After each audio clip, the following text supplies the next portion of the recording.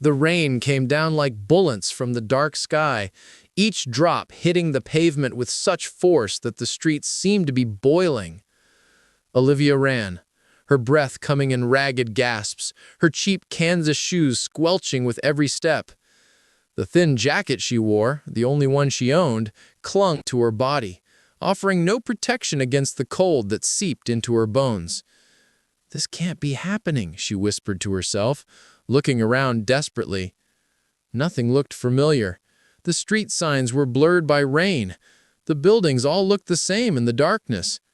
Her phone had died an hour ago, right after she realized she'd gotten off at the wrong bus stop. It was supposed to be simple. Take the bus to her second job, the late-night shift at the convenience store. But she'd fallen asleep, exhausted from working 12 hours already, and when she jerked awake, the bus was in a completely unfamiliar part of the city. Thunder cracked overhead, so loud it made her jump.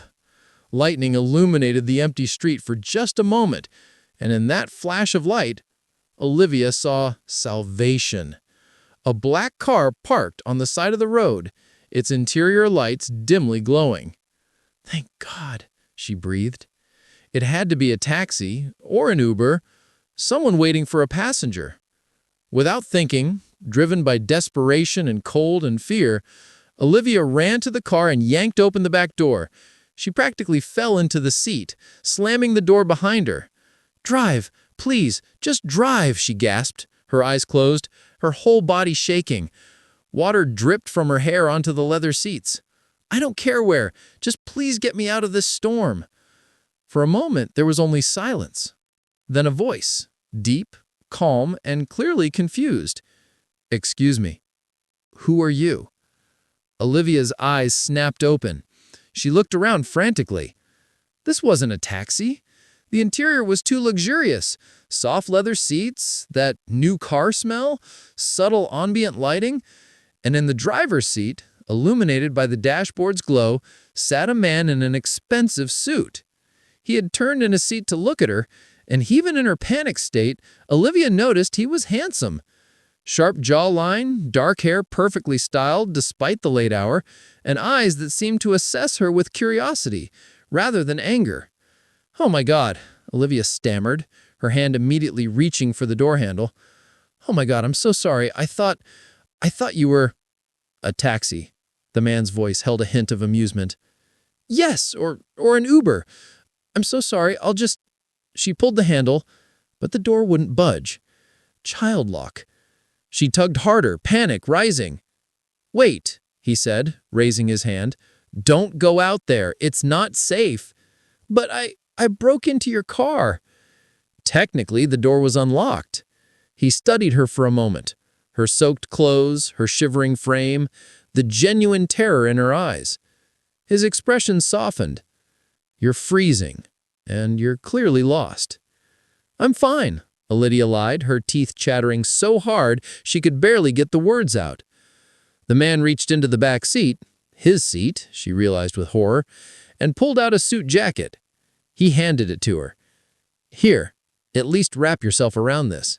"I can't. I'll ruin it." "It's just a jacket."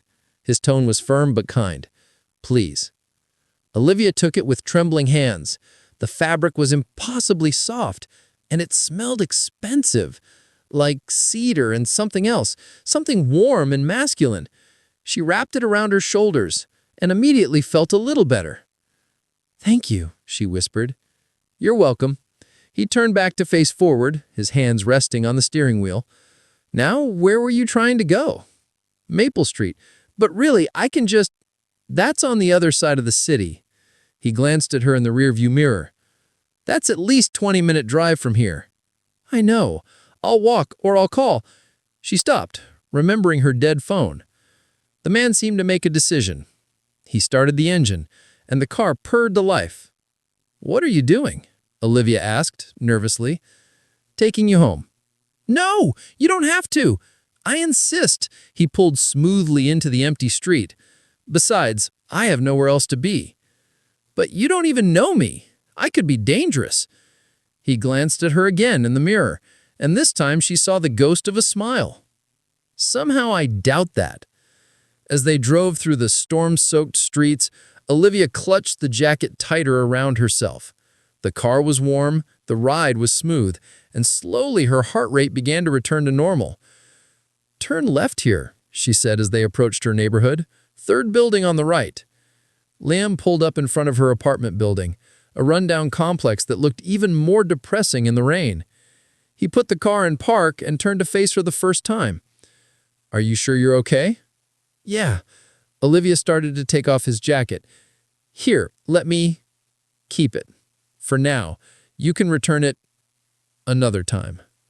Their eyes met, and something passed between them, something unexpected, something that made Olivia's heart skip in a way that had nothing to do with fear. "Thank you, Liam," she said softly. "You didn't have to help me, but you did. I won't forget that." "Neither will I." He got out of the car and ran to her building, the jacket still wrapped around her shoulders. When she reached the door and looked back, Liam was still there, watching to make sure she got inside safely. She waved. He waved back. And as he drove away into the storm, Olivia realized something strange. She was already hoping she'd see him again. Olivia woke up the next morning with Liam's jacket hanging on her chair. She'd carefully dried it the night before, running her hands over the perfect fabric, checking the label inside. Tom Ford, of course it was. She should return it. She should find a way to get it back to him and forget this whole strange night ever happened. But she didn't have his number, didn't know his last name, didn't know anything about him except that he drove an expensive car and wore expensive suits and had been kind to a stranger when he didn't have to be. Olivia got ready for her first job, waitressing at a diner, trying not to think about dark eyes and gentle voices. She had bills to pay, a mother to support, a life that left no room for fantasies about mysterious men in fancy cars. But when she got home that evening, exhausted and aching, there was something slipped under her door. A note and a business card. The note was handwritten, the penmanship elegant. "You left this in my car, and you left an impression. If you'd like to return the jacket in person, I'd welcome the excuse to see you again. Liam." The business card read, "Liam Blackwood, CEO, Blackwood Industries." Olivia's hands shook as she stared at the card. CEO, Blackwood Industries. She'd heard of them. Everyone had. They were one of the biggest tech companies in the country, which meant Liam wasn't just wealthy. He was a millionaire, maybe even a billionaire. "This is insane," she muttered to herself. "This is absolutely insane." But her fingers were already reaching for her phone. She typed the number from the card and then stared at the blank message screen for a full 5 minutes before finally typing, "Thank you for saving me last night, and thank you for the jacket."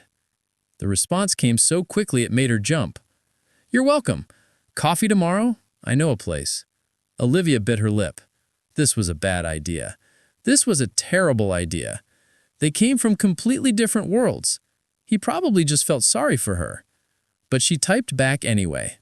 "Okay, what time?" 10 a.m.? I'll send you the address." The next morning, Olivia stood outside a small cafe tucked away in a quiet neighborhood. It wasn't fancy, just a cozy local place with mismatched furniture and the smell of fresh-baked pastries. She'd been expecting something expensive and intimidating. "You came." She turned to find Liam walking toward her, and her breath caught. He looked different in daylight, less intimidating, more real. He wore jeans and a simple sweater, his hair slightly less perfect than the night before. He looked normal, approachable. "You said you would," Olivia replied, suddenly self-conscious about her own outfit, the nicest dress she owned, which probably cost less than his watch. "And you brought my jacket," Liam smiled, as she handed it to him. "Thank you. Thank you for lending it, and for everything. Shall we?" He opened the cafe door for her. They ordered, coffee for both of them, a croissant for her that she protested she didn't need until Liam insisted, and found a corner table by the window. "So," Liam said, wrapping his hands around his mug, "tell me about yourself, Olivia." "There's not much to tell. I work 2 jobs. I live in that apartment you saw. I'm trying to save money to help my mom with her medical bills." I shrugged. That's pretty much it. That's not it. Liam's gaze was intense. What do you do when you're not working? I don't really have time for anything else.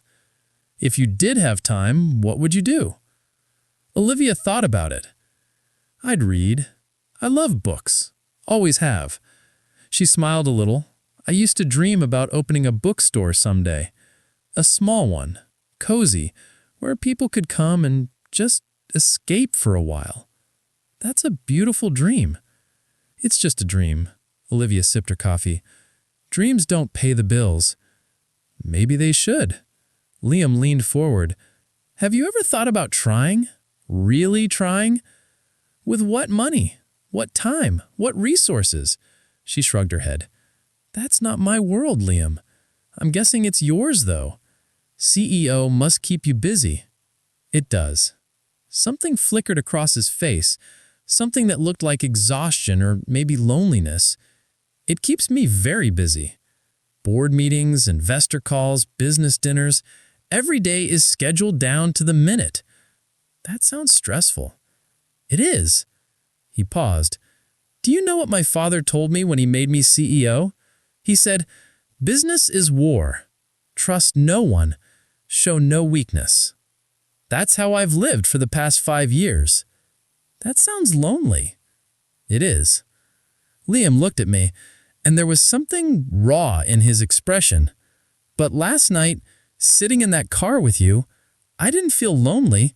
I felt, I don't know, real. Olivia's heart did that strange skip again. I'm just a girl who broke into your car. You're more than that. Liam reached across the table, his hand hovering near hers. I'd like to get to know you better, if you'll let me. Why? The question came out as a whisper.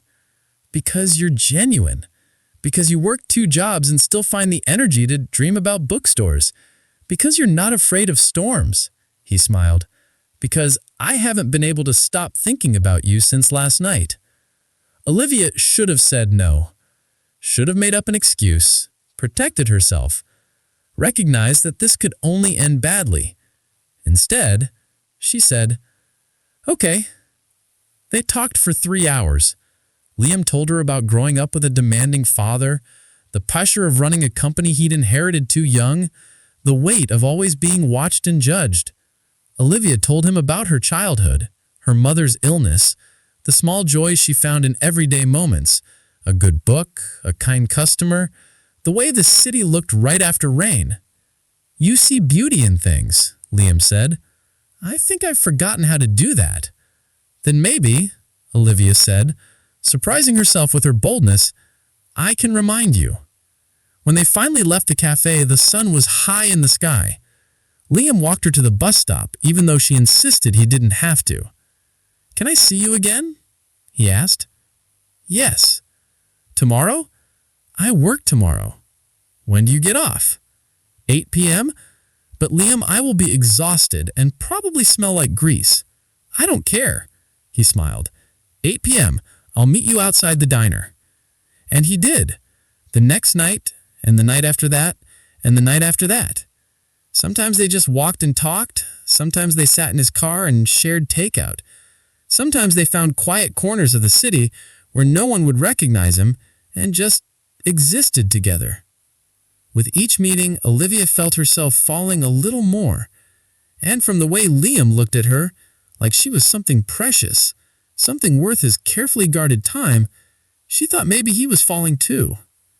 But she knew, deep in her heart, that storms don't last forever, and when this one ended, someone was going to get hurt.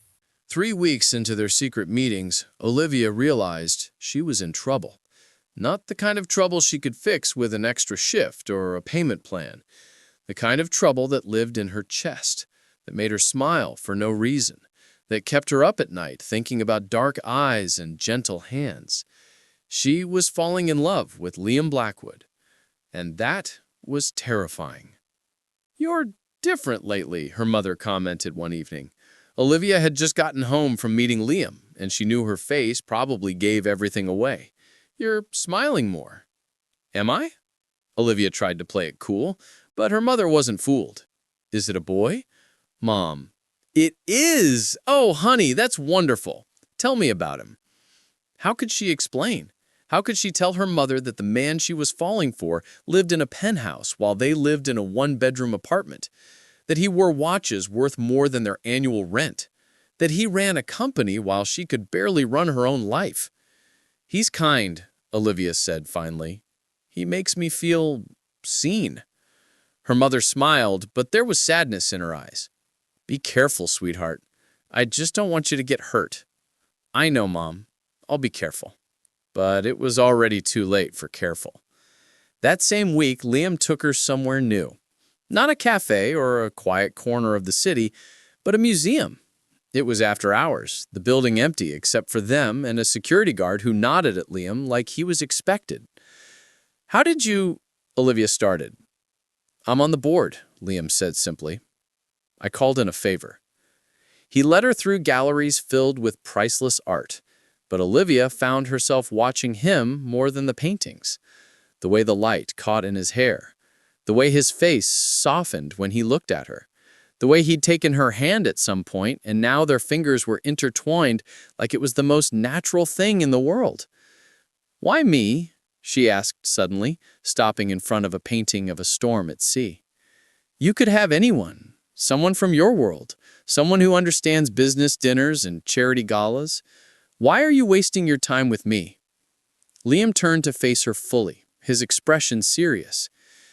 You're not a waste of time, Olivia. You're the first real thing that's happened to me in years. He reached up, tucking a strand of hair behind her ear. Everyone in my world wants something. They see the money, the company, the name. They don't see me. And I do? Yes. His thumb brushed your cheek. You see me, the real me. And you don't want anything from me except these moments, this connection. I do want something, Olivia confessed, her voice barely a whisper. What? You. I want you. The kiss that followed was inevitable, gentle at first, then deeper, more desperate, like they were both drowning and had finally found air. Liam's hands were in her hair, her arms were around his neck, and for that moment, nothing else existed. Not their different worlds, not the impossibility of it all, just them. When they finally pulled apart, both breathing hard, Liam rested his forehead against hers. I'm falling for you, he murmured. I'm falling so hard, and I don't know how to stop. Then don't, Olivia said. Don't stop. From that night on, things changed. The touches became more frequent, more meaningful. The conversations went deeper. They shared secrets, fears, dreams they'd never told anyone else. Liam told her about the pressure from his father, who was retired but still controlled the board, about the expectations that crushed him daily, about how he sometimes sat in his empty penthouse and wondered if this was all his life would ever be. Olivia told him about her fear of failing her mother, about the guilt she felt for wanting more when her mom needed so much, about the dreams she'd buried because they seemed too impossible, too selfish. They're not selfish, Liam insisted. Dreams aren't selfish, says the man who can afford to dream. I can't, though. That's the thing. Liam took her hands. My dreams aren't mine. They're my father's.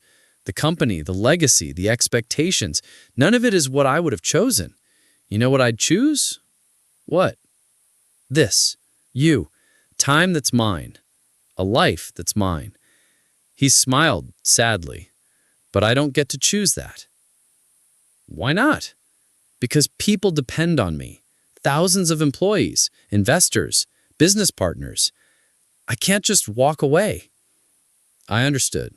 Duty, responsibility, the weight of others' needs pressing down until you forgot what you wanted. She lived that every day. Then, we take what time we can, she said. These moments, these stolen hours, we make them count. And they did. Liam would pick her up after work in a different car, something less conspicuous than his usual vehicle. They'd drive to the outskirts of the city, to places where no one knew his face. They'd sit on the hood of the car and look at stars. They'd share street food and laugh about everything and nothing. One night, Liam brought a book. "For you," he said, handing it to her. "I noticed you mentioned loving this author. It was a first edition, signed, probably worth hundreds of dollars." Olivia's eyes filled with tears. "Liam, this is too much." "It's not enough," he said softly. "You give me peace. You give me joy. You give me a reason to look forward to tomorrow. A book is nothing compared to that. I don't have anything to give you. You give me everything. You give me you." But even as Olivia melted into his embrace, even as she let herself pretend that this could last, a voice in the back of her mind whispered the truth. Fairy tales don't come true for girls like her. And storms always end. The end came on a Tuesday. Olivia was at work when her phone buzzed with a text from Liam. "Don't go online. Don't read anything. I'm handling it." Her stomach dropped. With shaking hands, she opened her social media. The photo was everywhere. Liam and Olivia, from 3 nights ago, sitting in his car at their usual spot outside the city. Someone had taken it with a telephoto lens. You could see them clearly, could see the way Liam was looking at her, the intimate way their hands were clasped. The headlines were brutal. "Billionaire CEO's secret girlfriend. Who is she?" Liam Blackwood slumming it with mystery woman. From rags to riches, Blackwood's shocking relationship. But worse than the headlines were the comments, thousands of them, appearing every second. "Gold digger. She's obviously using him. Look at her. She doesn't belong in his world. How much is she getting paid? Pathetic. She's clearly just after his money." Olivia's hands shook so badly she nearly dropped her phone. The diner around her seemed to spin. She barely made it to the bathroom before she threw up. When she emerged, her manager was waiting with a concerned expression. "Olivia, there are photographers outside. They're asking for you." "What?" "They want a statement about—" The manager gestured awkwardly at the world in general. "About him." Olivia felt the walls closing in. This couldn't be happening. This wasn't supposed to happen. They'd been so careful. Her phone rang. "Liam." "Don't talk to anyone," he said immediately. "I'm sending a car." "No." Olivia's voice came out flat, dead. "No car. No, nothing." "Olivia, please, let me explain." "There's nothing to explain. This is what I was afraid of. This is why—" Her voice broke. "I have to go." She hung up, ignored his immediate callback, ignored the text that came through. "Please don't shut me out. We can fix this." But some things couldn't be fixed. Olivia managed to slip out the back of the diner, but the damage was done. By the time she got home, her mother had seen the news. So had her neighbors. So had everyone she knew. "Is it true?" her mother asked. "Is this the boy you've been seeing?" Olivia nodded, tears streaming down her face. "Oh, honey." Her mother pulled her close. "What were you thinking?" I was thinking he made me happy. I was thinking, maybe, just maybe, I deserve something good." "You do deserve something good, but not like this. Not with the whole world watching and judging." That night was the worst of Olivia's life. Her phone wouldn't stop buzzing. Reporters, unknown numbers, even people she'd gone to school with years ago, suddenly pretending to care. Social media was a nightmare. Someone had found her old photos, her workplace, started posting about where she lived. And through it all, Liam kept calling, kept texting, begging her to let him fix this, to let him protect her. But he couldn't protect her from this. No one could. The next morning, Olivia woke up to find photographers camped outside her building. She couldn't go to work, couldn't go anywhere. She was trapped. A knock came at the door. Her mother answered it, and Olivia heard Liam's voice. "Please, Mrs. Santos, I just need 5 minutes." Against her better judgment, Olivia's mother let him in. Liam looked terrible. His hair was messy, his clothes rumpled, dark circles under his eyes like he hadn't slept. When he saw Olivia, something in his expression crumbled. "I'm so sorry. It's not your fault." "It is. I should have been more careful. I should have protected you better." "You can't protect me from your world, Liam. Look at what they're saying. Look at what they think of me. They're wrong. Every single one of them is wrong. But they'll always think it. As long as I'm with you, I'll always be the gold digger, the nobody, the girl who doesn't belong. You belong with me." "No, I don't." The words hurt to say, but they needed to be said. Your board is furious. I saw the news. They're threatening to vote you out as CEO unless you restore confidence in your judgment. I don't care. Your father called a press conference. He practically disowned you on national television. He doesn't speak for me, but he speaks for your company, your legacy, everything you've built. Olivia stood up, forcing herself to be strong. I can't be the reason you lose everything, Liam. I won't be. You're not a reason to lose things. You're the only thing worth keeping. Don't say that. Her voice broke. Please don't say that because it makes this so much harder. Then don't do it. Liam crossed the room, taking her hands. Don't walk away. We can fight this together. And what happens when you lose your company? When your family cuts you off? When you wake up one day and you realize you gave up everything for a girl from the wrong side of town? You'll resent me. Eventually you'll hate me. That's not true. You don't know that. And I won't be the reason your life falls apart. My life was falling apart before I met you. You put it back together. Then give me one more gift. Olivia stepped back, tears streaming freely now.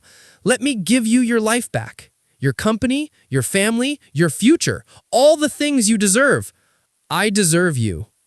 No, she shook her head. You deserve someone who fits. Someone your family approves of. Someone who doesn't bring photographers and scandal and... I love you. The words hung in the air between them. Liam looked as shocked as Olivia felt. I love you, he repeated more firmly this time. I've known for weeks, but I was afraid to say it, afraid you'd run.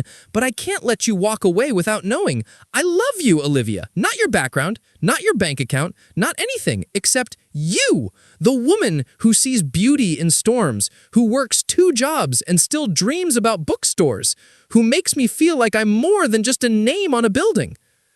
Olivia's heart was breaking. I love you too. That's why I have to let you go. That doesn't make any sense. It makes perfect sense. She wiped her tears. Love isn't always enough, Liam. Sometimes love means letting go. Sometimes it means choosing what's best for the other person, even when it destroys you. Don't do this. I'm sorry. She walked to the door, opened it. I'm so sorry, but you need to leave, please, before I change my mind. Liam stood there, looking lost and broken. Then slowly, he walked to the door. He paused in front of her. This isn't over, he said quietly. I won't let this be over. It has to be.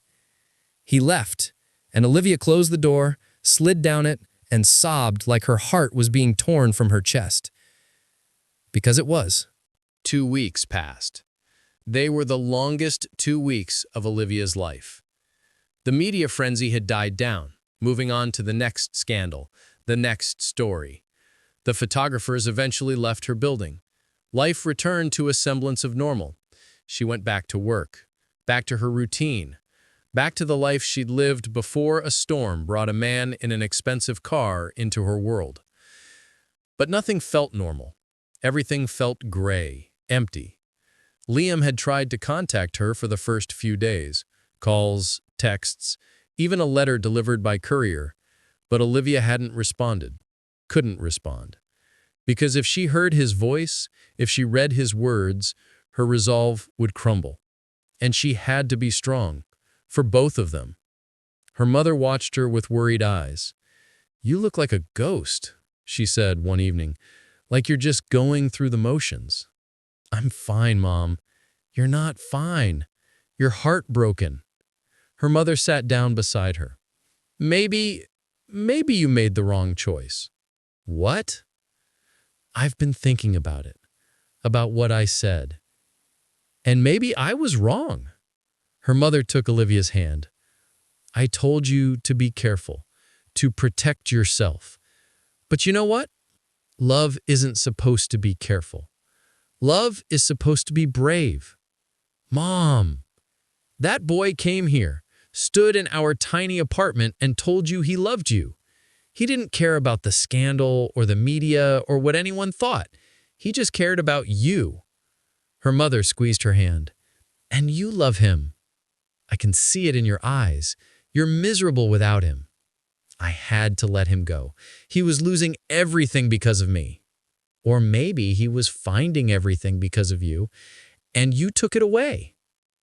The words hit Olivia like a physical blow. I was trying to protect him. Did he ask to be protected? Or did you decide for him what he could and couldn't handle? Olivia opened her mouth to argue, then closed it. Because her mother was right. She'd made the choice for both of them. She'd decided she wasn't worth fighting for. But what if she was? That night, Olivia couldn't sleep. She lay in bed staring at the ceiling, thinking about Liam, wondering if he was okay, if he was sleeping, if he hated her for walking away. Around 2 a.m., unable to take it anymore, she grabbed her phone, scrolled to his name. Her finger hovered over the call button. She couldn't do it. Couldn't take the first step. What if he'd moved on? What if he realized she was right? What if... Her phone buzzed. A news notification. Blackwood makes shocking announcement at board meeting. With trembling hands, Olivia clicked the link. The article was only an hour old.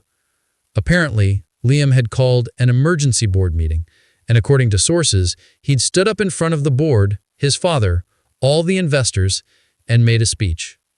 The article quoted parts of it. For 5 years, I've run this company the way my father taught me. Trust no one, show no weakness, put business above everything else. And I've been miserable. Recently, I met someone who changed my perspective, someone who showed me what really matters, and I realized that if I lose everything, the company, the money, the legacy, but I have her, I'll still have everything that counts. So, here's my announcement. I'm not giving her up. I don't care about the scandal. I don't care about the optics. I care about being with someone who sees me, not my bank account. Someone who makes me want to be better. If that means you vote me out as CEO, so be it. If that means I lose everything, so be it. Some things are worth more than money, and she's worth everything. Olivia's hands were shaking so badly, she almost dropped the phone. She read the article 3 more times, unbelieving it.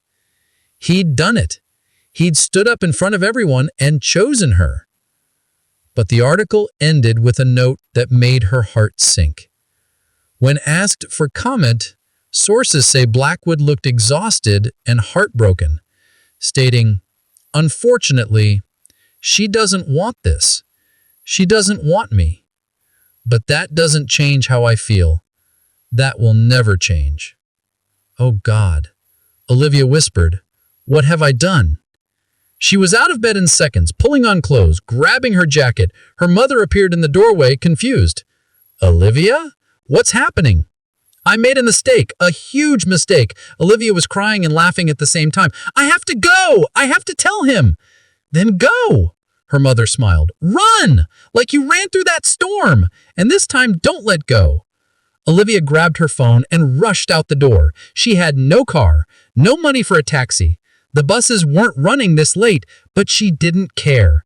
She knew where Liam's office was. She'd looked it up weeks ago, but never had the courage to go.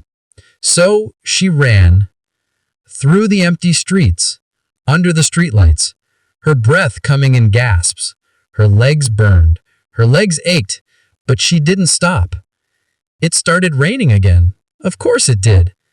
The universe had a sense of humor. But this time, Olivia welcomed the rain. It felt like a sign, like everything coming full circle. She arrived at the Blackwood Industries building, soaking wet, gasping for air. The lobby was dark except for security lights. A guard looked up in surprise as she burst through the doors. "I'm sorry, miss, but we're closed." "Please," Olivia could barely get the words out. "Liam Blackwood, is he here? I need to see him." "It's 3 a.m. Mr. Blackwood isn't..." Please, just check. It's an emergency. Tell him it's Olivia. Tell him the girl from the storm is here." Something in her desperation must have moved the guard, because he picked up his phone, made a call, spoke quietly. His eyebrows rose. "He says to send you up." top floor. Olivia nearly collapsed with relief. Thank you. Thank you so much. The elevator ride felt like forever. She watched the numbers climb, 30, 40, 50, until finally, the doors opened onto a massive office space. And there, standing in the middle of it, was Liam. He looked exactly like she felt, wrecked. His shirt was unbuttoned at the collar, his hair a mess like he'd been running his hands through it. Dark circles under his eyes. He'd clearly been here all night. Olivia? His voice was rough, disbelieving. What are you... I'm sorry. The words tumbled out. I'm so sorry. I read the article. I saw what you did, what you said, and I realized. She stepped towards him, rain dripping on his expensive floor. I was so scared. Scared of not being enough. Scared of ruining your life. Scared of getting hurt. So, I ran. Just like I ran through that storm, but you know what? What? Liam hadn't moved, like he was afraid if he did, she'd disappear. I was wrong. My mom was right. Love isn't supposed to be careful. Love is supposed to be brave. You were brave. You stood up in front of everyone and chose me, and I was a coward. I made choices for both of us.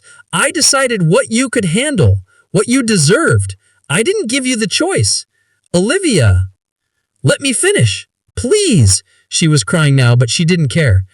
You said I'm worth everything, that you'd lose it all for me, and I didn't believe you. Not because you weren't sincere, but because I didn't think I was worth it. I didn't think a girl like me could be worth that much to someone like you.